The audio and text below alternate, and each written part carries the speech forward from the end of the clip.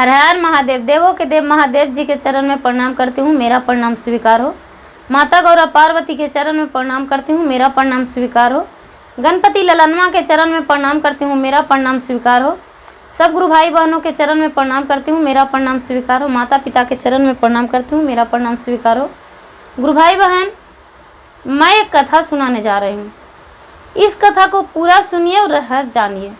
आधी नहीं, आधी सुनने में शिव गुरु का अपमानित होती है, पूरा सुनने में ज्ञान होती है। इसलिए कथा को पूरा जानिए और सुनिए और रहस्य जानिए। हर हर महादेव, हर हर महादेव।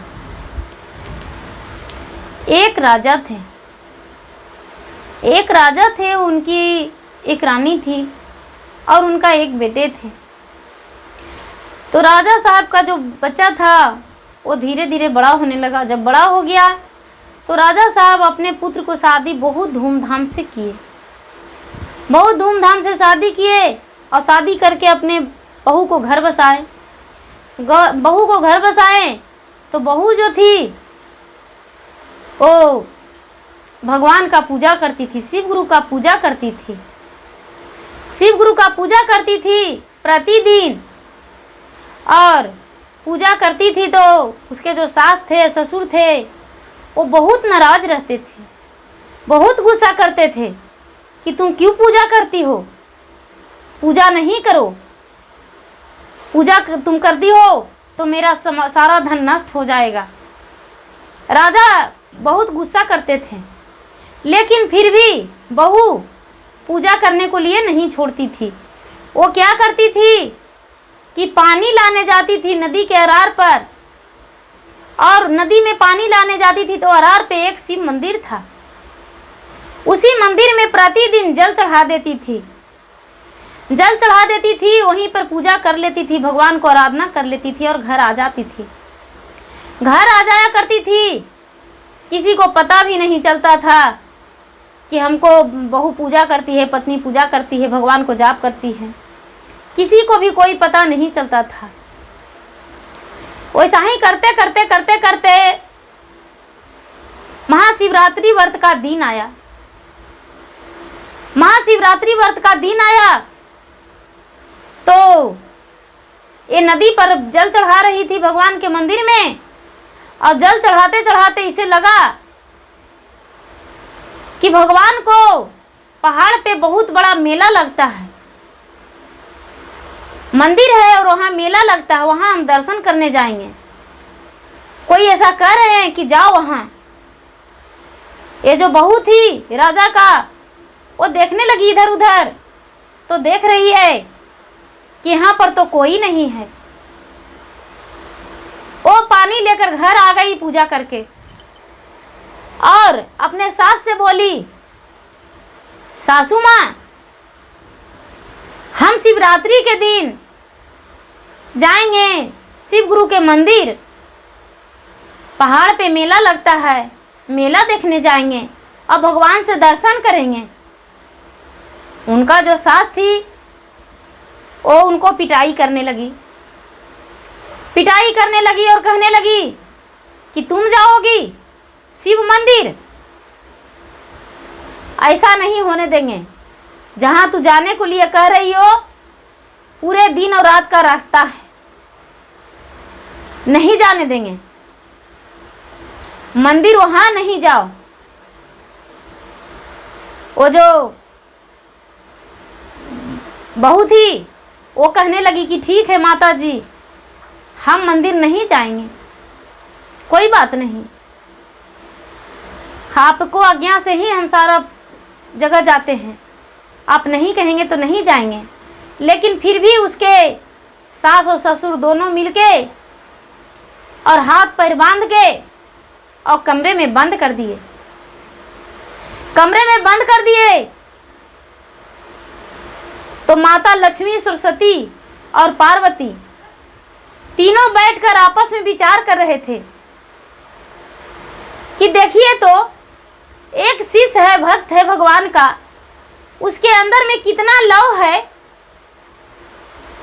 कितना लव से वो पूजा करती है और भगवान के स्थान में जाना चाहती है, और उसके सास और ससुर दोनों मिलकर और बांध दिए। कितना गलत किए हैं, ऐसा नहीं करना चाहिए। और आपस में बात करके और कहने लगे कि उसे तो छुटकारा देना ही पड़ेगा। ये जो पार्वती कहने लगे कि हम तो अपने पति को छोड़कर नहीं जा सकते हैं, क्योंकि मेरा 2 पुत्र भी है छोटा छोटा। अगर जो छोड़ के जाएंगे उसके बदले में तो मेरा पुत्र कहाँ रहेगा। माता लक्ष्मी कहने लगे हम जाएंगे तो पूरा घर का रोशनी ही बुझ जाएगा। अब सरस्वती कह रहे हैं कि यदि उनका मदद नहीं करेंगे तो बहुत गलत हो जाएगा। सरस्वती क्या किए कि उनके घर चल दिए, उन भक्त के पास चल दिए और ठीक उनकी रूप धर के, उनकी बहू की रूप धर के और उनके कमरे में खड़ी हो गए, बंद कमरे में, और कहने लगे कि तू मंदिर जाना चाहती थी महादेव का पहाड़ी पे। वो जो रानी थी, रानी के बहू, वो कहने लगी कि हाँ हम जाना तो चाहते थे, लेकिन कैसे जाऊं, मेरा हाथ पैर तो बंधा हुआ है, मेरा हाथ पैर खुलेगा तब तो, मेरा हाथ पैर बंध चुका है, यदि मेरा हाथ पैर नहीं खुलेगा तो हम कैसे जाएंगे। और ऐसे भी मेरे जो सास और ससुर हैं वो मना किए हैं, जाने से मना किए हैं, तो हम नहीं जा सकते हैं। वो बोले कि नहीं, ऐसा करो कि देखो हम अब तुम्हारा ही रूप के हम भी हैं, अपना ऐनक में देखो, दोनों सूरत मिलाओ। जब सूरत मिलाएं तो माता सरस्वती का रूप राजा की बहू की जैसी अपना रूप बना लिए थे। जब ऐनक मिलाएं तो दोनों का रूप मिल गया। माता सरस्वती बोले कि हम तुम्हें खोल देते हैं और तुम हमें बांध दो और जाओ, भगवान के दर्शन कर लाओ, जाओ। माता सरस्वती को हाथ को बांध दिए, राजा के बहू, और पैर को बांध दिए और कमरे में छोड़ दिए, और ये निकल गई और भगवान के दर्शन के लिए चली गई। चलते ये भगवान के दर्शन के लिए मंदिर पहुंच गई। शिव मंदिर पहुंच गई तो वहाँ बहुत भीड़ लगता है, बहुत भारी मंदिर है, पहाड़ी पे मंदिर है। तो पहाड़ी पे मंदिर है, ये पहुंच गए। जब पहुंच गए तो वहाँ जाके भगवान के चरण पकड़ के और कहने लगे कि हे भगवान,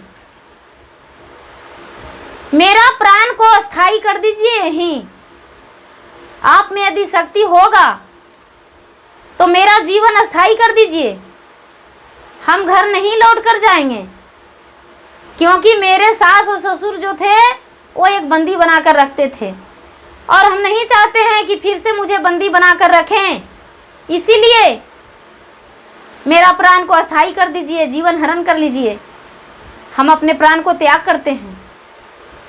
और शिव मंदिर के सामने वो अपना प्राण को त्याग दी। महाशिवरात्रि के दिन प्राण को त्याग दी तो सारी लोग कहने लगे कि भाई एक भक्त है जिसका प्राण निकल गया, वो इस दुनिया से चल बसी, इसके साथ कोई है, लेकिन उसके साथ कोई नहीं थे, तो कोई भी नहीं बोले कि हाँ हम इनके साथ हैं। वहाँ जो ब्राह्मण थे पुजारी, वो कहने लगे कि ये राजा के बहू हैं, हम इनके पहचानते हैं। कहने लगे कि आप जानते हैं? तो हाँ। वो क्या किए कि बोले कि ऐसा कीजिए कि इसे दाह संस्कार कर दीजिए, ये तो अच्छा जगह पर इनका मृत्यु हुआ है, हम लोग का भाग है कि हम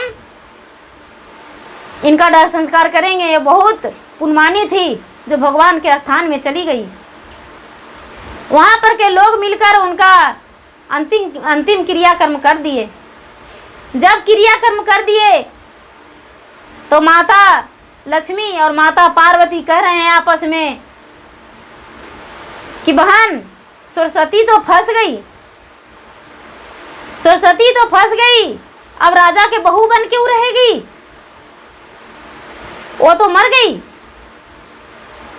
ऐसा सोच के और कहने लगी कि तो क्या करें, तो चलो उसका प्राण हम वापस करेंगे। वो जहाँ पर उसका शरीर जला था वहाँ पर दोनों सरस्वती लक्ष्मी और पार्वती चले गए और जाकर उनको चुने उसमें से हड्डियाँ उनका और चून को और उसको पानी में धोकर और कानी अंगुली चीर कर और उस पर छिड़क दिए तो फिर से राजा की बहू की तरह फिर से बन गई। वो कहने लगी कि आप कौन मुझे जिला दिए धरती पर ले आए, हम तो भगवान को प्यारे बन चुके थे, हम तो प्राण को त्याग दिए थे, मुझे आप वापस क्यों लाए। माता पार्वती बोले कि हम लाए हैं, तूने अपना प्राण को त्याग दी थी लेकिन पुनः जन्म हम दिए, तुम्हारा जन्म जो है वो हम दिए हैं, इसमें तुम्हारा कोई दोष नहीं है। अब यहाँ पर जब बंधी 4 दिन बीत गया, 5 दिन बीत गया, तो उसके पति को ममता लग रहा है कि मेरी पत्नी बंधी थी, मर जाएगी और मर जाएगी तो भला मेरा काज कौन संभालेगा, मेरा घर कौन संभालेगा, खाना कौन बनाएगा। जाके अपने कमरा को खोली तो देख रही कि पत्नी का हाथ बंधा हुआ है।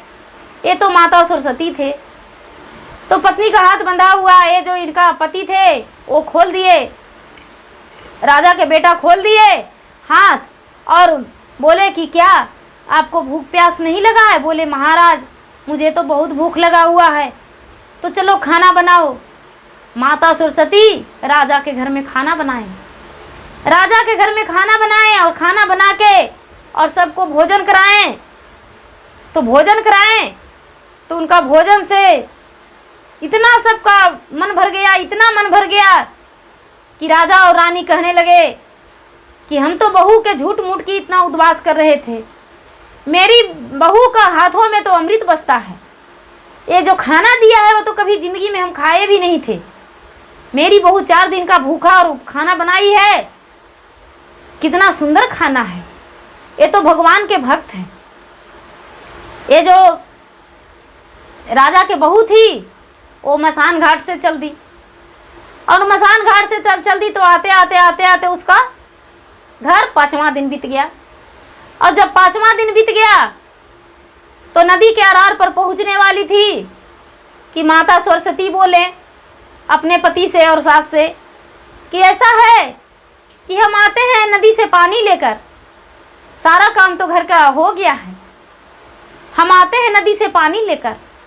ये जो माँ सरस्वती थे वो चले गए हाथ में घड़े लेकर पानी लेने और वो आकर मंदिर में भगवान के पूजा कर रही थी कि माता सरस्वती पहुंच गए और बोले कि लो अपना घड़ा ले लो और जाओ पानी लेकर, अब हम चले अपना स्थान पे।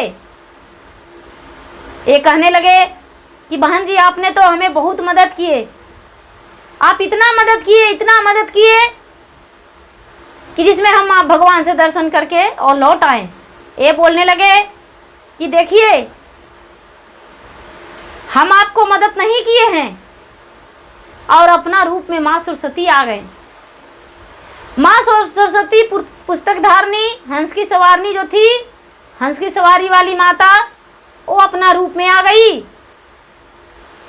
तो ये तो राजा की बहू देखकर चकित हो गई और पैरों में लिपट के और चरण छुई और बोली कि माता आप तो धन हैं, आप भक्त को अपने इस रूप से मदद करते हैं, ये मुझे नहीं पता था माता, आप धन हैं, आपने मेरे घर मेरे बदले में रह के और मुझे तीर्थ यात्रा पर भेज दिए।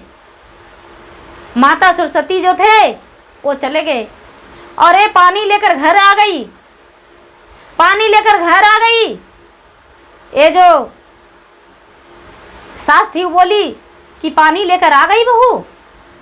बहू बोली हम पानी लेकर ही नहीं आए, हम माता सरस्वती से दर्शन भी करके आ गए।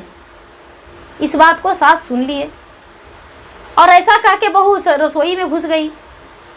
सास जो थी वो पीछे पीछे गई और बोली कि क्या बोली बहू, मुझे भी सुना दो थोड़ा तेजी आवाज़ में।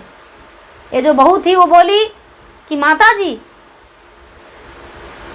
हम पानी लेकर नहीं आए खाली, हम भगवान से दर्शन भी करके आए। जहाँ हम जाने को लिए कहे थे वहाँ हम गए और मेरे बदले माता सरस्वती यहाँ आपके कमरे में बंधी हुई थी और पता नहीं किस तरह से आप लोग उनका हल किए, कैसे करके रखे हैं। वो माता सरस्वती थी। ये जो सास थी वो तो अपना सर ठोकने लगी और कहने लगी कि वो माता सरस्वती थी। बहू, माता सरस्वती ने खुद आकर मुझे भोजन बना के दिए, खिलाए। मैं कितना पापन हूँ कि माता सरस्वती के सेवा नहीं किए और उनसे ही सेवा कराएं। ये तो बहुत गलत है माता, हमें अपराधियों को क्षमा कर दीजिए, हम बहुत अपराध किए। ये बहू बोली कि हमने अपने शरीर को समर्पित कर दिए थे भगवान के सामने, शिव गुरु के सामने, अपने प्राण को त्याग दिए थे। तो वहाँ के जो थे वो सारे लोग हमें मिलकर और अंतिम संस्कार कर दिए थे और अंतिम संस्कार कर दिए थे तो माता पार्वती ने मुझे जिलाए हैं। ऐसा सुनकर सास और ससुर जो थे वो चकित हो गए, अपने बहू को बहुत अच्छे से रखने लगे। और जब वहाँ वो ब्राह्मण को घर लौटे तो ब्राह्मण को याद आया कि राजा के घर खबर कर देंगे, उनकी बहू इस दुनिया से चल बसी थी। तो राजा, वो ब्राह्मण जो थे राजा के घर आए और कहने लगे कि रानी साहब, एक बहुत बड़ी आश्चर्य की बात है कि आपकी जो बहू थी वो तीर्थ यात्रा में गई थी तो उसी जगह आपकी बहू इस दुनिया से चल बसी। हम उनका अंतिम संस्कार कर दिए। इतना ही में बहू आकर लोटे में जल दे दी पंडित जी को और कहने लगी कि बाबा अपना चरण धोइए। बाबा को आश्चर्य हुआ और कहने लगे कि अरे बेटी पुत्री तू घर में हो तो हम तो तुम्हें अपने हाथों से अंतिम क्रियाकर्म कर दिए थे, अंतिम संस्कार कर दिए थे, तो तुम घर में। ये बोले बाबा, जो सच्चे मन से भगवान का पूजा करते हैं, भगवान को दिल में बसाते हैं, उन्हें भगवान जगह नहीं देते हैं, उन्हें भगवान वापस लौटा देते हैं। हमें माता पार्वती ने फिर से जिलाए और बोले कि जाओ तुम अपना घर परिवार को देखो, संभालो, तुम्हारा घर परिवार जो है तुम्हारा इंतजार कर रहा है। और हम भी सोचे कि माता पार्वती ठीक ही कह रहे हैं, इसलिए हम घर वापस आ गए। उनकी जो सास थी वो सच्ची कहानी ब्राह्मण से बता दिए कि क्या कहूँ, मैंने तो बहू पर अत्याचार किए थे, लेकिन वो अत्याचार हम बहुत गलत किए थे। अब से और आज से, इसी समय से हम भगवान को मानेंगे और भगवान को बहुत सच्चे दिल से पूजा करेंगे, भक्ति भावना से पूजा करेंगे, किसी चीज़ में भगवान का कमी नहीं रखेंगे। और भगवान का अखंड ज्योति जलाई, राजा और रानी अखंड ज्योति जलाई, 11 दिन के लिए पूजा रख दी मंदिर में और पूजा रख के अखंड ज्योति 11 दिन लगातार जलाएं और 11 दिन लगातार मंदिर में पूजा करवाएं और जो भी गलती किए थे राजा रानी वो भगवान से, शिव गुरु से क्षमा मांगे और बोले कि महाराज मुझे क्षमा कर दीजिए, जो भी हम गलती किए हैं वो गलती का मुझे पछतावा है। मेरी बहू अभागन नहीं है, मेरी बहू भाग्य वाली है और मैं भाग्य वाली हूँ कि ऐसी बहू पाई हूँ। भगवान मुझे माफ़ कर दीजिए, क्षमा कर दीजिए। और शिव गुरु को मानने लगे। गुरु भाई बहन, भगवान को पूजा करने से अंधे नहीं लोग होते हैं। भगवान जो हैं वो अपने दया बरसाते हैं और किसी जगह पे ना किसी जगह पे उनको सुरक्षित रखते हैं और मदद करते हैं। गुरु भाई बहन, जो जैसा करते हैं उनका मिल जाता है, लेकिन राजा रानी जो थे वो अभिमान नहीं किए, वो अपने गलती को पछतावा किए, इसीलिए भगवान उसे माफ़ कर दिए और भगवान माफ़ करके परिवार को एक जगह कर दिए। इसलिए सभी गुरु भाई बहन से अनुरोध है कि कोई भी देवी देवताओं को पूजा कीजिए और मन से कीजिए, सच्चे हृदय से कीजिए, आपका लव को भगवान पूरा करेंगे। धन्यवाद। हर हर महादेव, घर घर महादेव। गुरु भाई बहन, मेरा वीडियो अच्छा लगे तो इसे लाइक कीजिए, शेयर कीजिए, सब्सक्राइब कीजिए। धन्यवाद।